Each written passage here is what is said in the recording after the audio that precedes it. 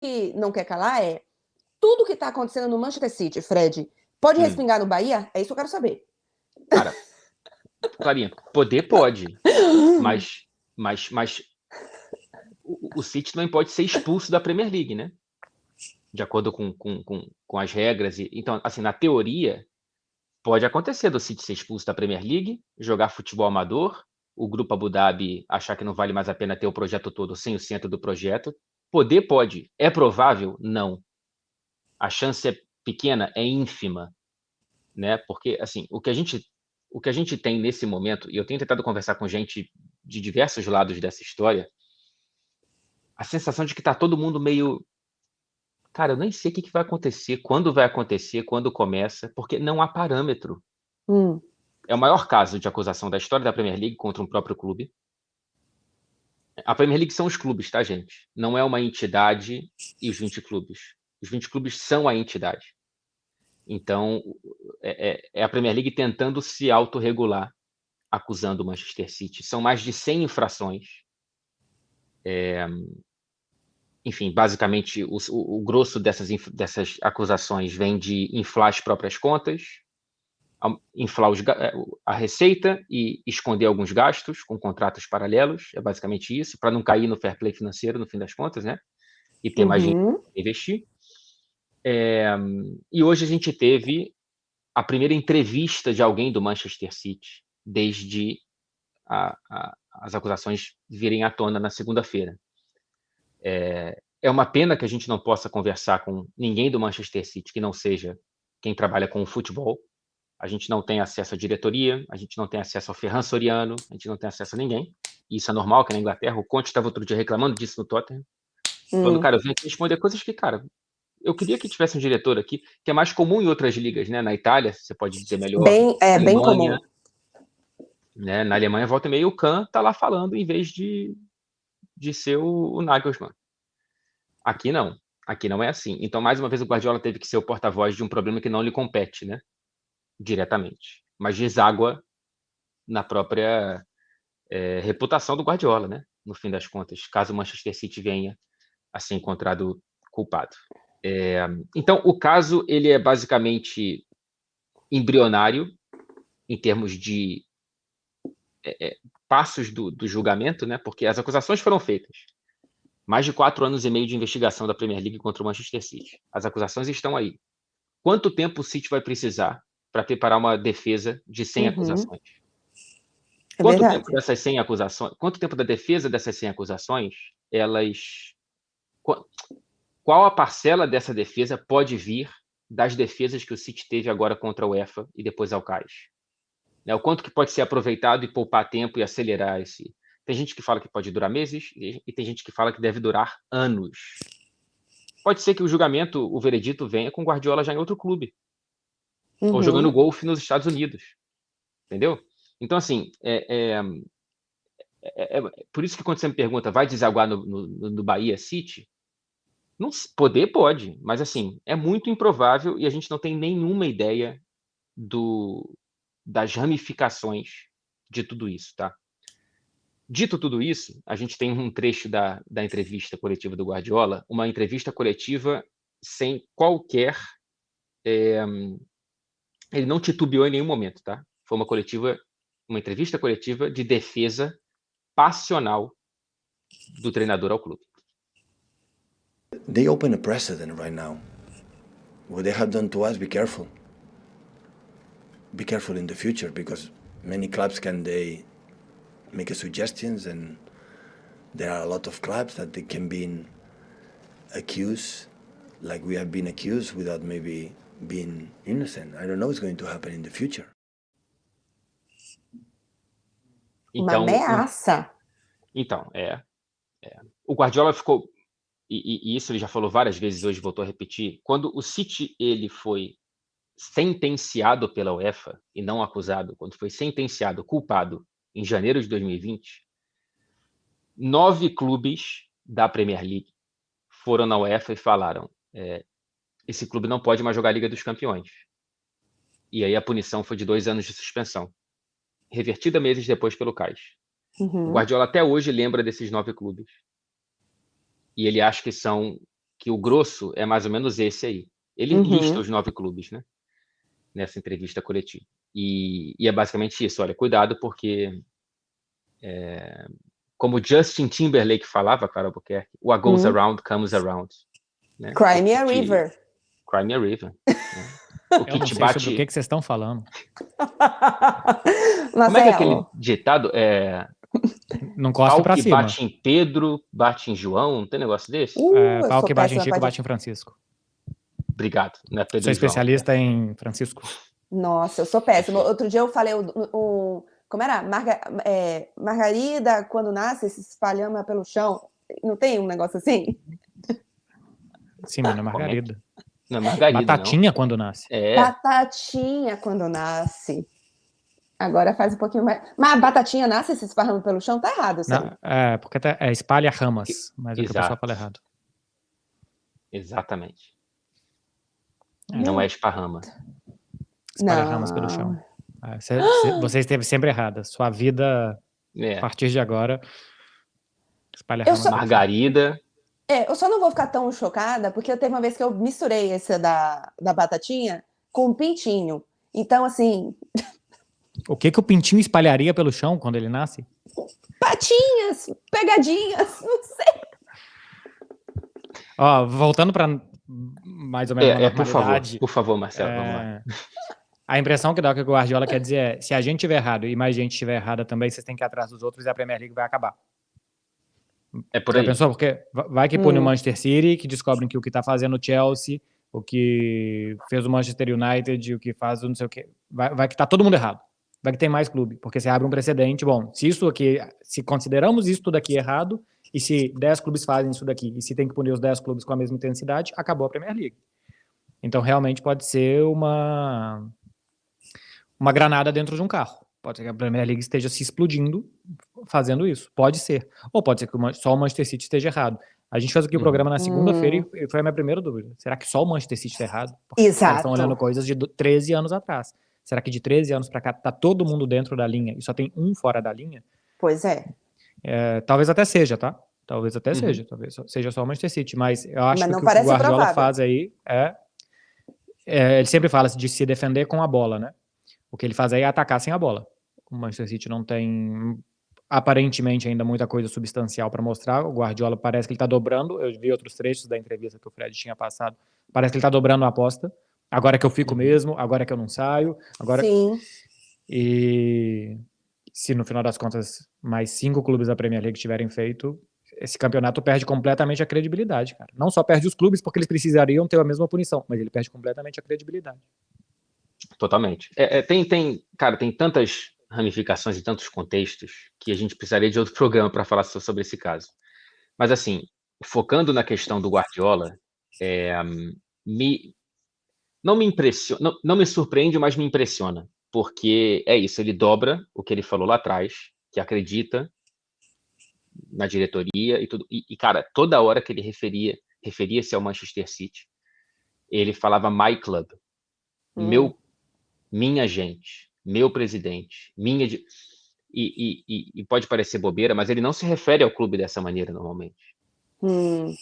Então ele meio que personificou o Manchester City nessa entrevista coletiva. Ele poderia muito bem ter falado: olha, gente, perguntem para o Ferran Soriano, que é o CEO do Manchester City, porque não me compete, e próximas questões, por favor, só sobre o Aston Villa, que é o jogo de domingo.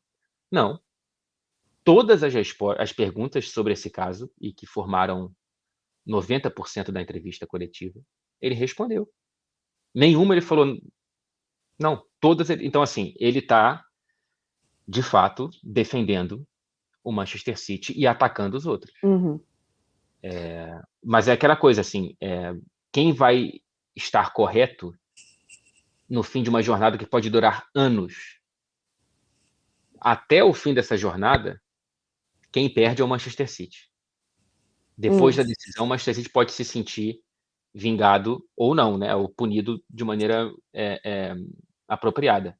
Mas até o fim dessa jornada, é o City que pode perder o Bellingham, porque ele pode pensar, cara, eu não vou para um clube que amanhã pode estar com menos 20 pontos na tabela da Premier League e fora da Champions. Pode não renovar contrato com X ou Y. Então, assim, Sim. A gravidade desse caso não está apenas no resultado e está desde já nessa jornada. E no fim das contas, essa parte fora de campo pode trazer consequências muito grandes dentro de campo por conta disso. Não só se a gente pensar, porque o jogador vai ficar pensando isso e aquilo, em campo, pode mudar a mentalidade, pode não concentrar, etc. Mas, além de tudo isso, você tem uma questão de montagem de elenco, de atração de jogadores, de renovação de contrato, que pode interferir muito. Eu até acho que pode, mais menos, tá? Para mim, a maior consequência é o que na cabeça do jogador que vai entrar em campo, toda hora alguém pergunta, toda hora alguém quer saber, ninguém fala de futebol, todo mundo só fala disso. Porque você pode fazer contratos que prevejam saída em caso de punições. E quanto mais agora. Então você pode renovar com Haaland e prometer, caso o Manchester City seja punido com perda de pontos, com rebaixamento e tal, o contrato está automaticamente anulado. E o jogador fica resguardado por isso. Até dá para fazer. Aí eu não sei se o clube vai aceitar fazer esse tipo de contrato, e aí pode realmente cair nisso daí. Mas eu acho que esportivamente, o que pode acontecer é esse clube que já parece distraído com algumas coisas essa temporada, se distrair ainda mais. Ter essa distração, perder um pouco o foco. Não acho que o cara, na hora de bater um pênalti, vai estar pensando no que o fair play financeiro da Premier League vai fazer, mas entra num carro e um amigo seu te pergunta, vai jantar e alguém te fala, entra na internet e se fala disso, vai para a entrevista do técnico, o técnico só fala disso. Isso, claro, que vai tirando foco de jogador dentro de campo também, por mais que eles vivam na bolha particular deles. E eu acho que pode fazer a temporada que já está esquisita piorar. E por fim, Clarinha, só para fazer uma ponte que muita gente está fazendo mas como é que não pune o Chelsea que está gastando rios de dinheiro, né? O City não foi punido por gastar rios de dinheiro. Não foi punido por nada, né? Não foi acusado por gastar rios de dinheiro.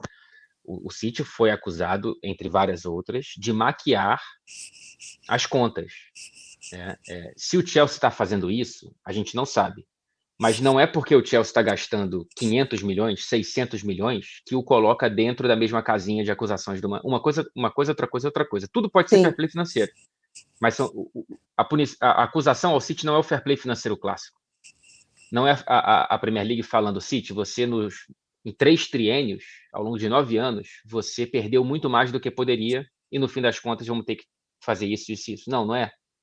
Então, os gastos do Chelsea, a princípio, não tem relação com as acusações ao Manchester City.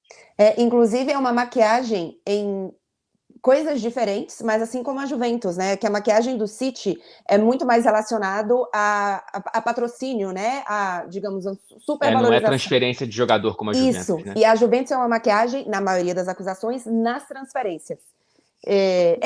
Amigo, o povo tá complicado. Agora, eu tenho a tendência a pensar, assim como a gente estava falando um pouquinho antes, será que nesses 13 anos só o City está errado? E no caso da Juventus, todas as transferências que a Juventus fez, ela teve um outro lado também. Foi só a Juventus, sabe? Então, a gente precisa entender que, no fim das contas, o buraco é mais embaixo. O buraco é mais embaixo. A gente precisa, não é que a gente não tem que punir nem City, nem Juventus, nem quer que seja, porque não é o único. Mas a gente precisa encontrar, a longo prazo, a gente, enfim, quem toma conta do futebol, né? A gente aqui dá a opinião. Soluções práticas, protocolos a longo prazo que encerrem esses ciclos de maquiagem financeira, enfim, de perdas e que geram esse tipo de coisa, porque não tô achando sustentável, não. Então, quem melhor faz isso é a Liga. Sim. Pode ser ruim, mas é bastante claro como é que as coisas funcionam aqui. Sim. Cara, aqui não é que você não consegue uma conta de 2009 tá mal explicada. Para renovar um contrato do Gavi, o Barcelona tem que explicar precisou até entrar na justiça, porque a Liga não concordava com o Barça, mas a cada 6 meses aqui tem uma revisão do seu limite salarial, do que você pode, do que você não pode e tal. Embora o Barcelona tenha feito negociações como a da Juventus, né?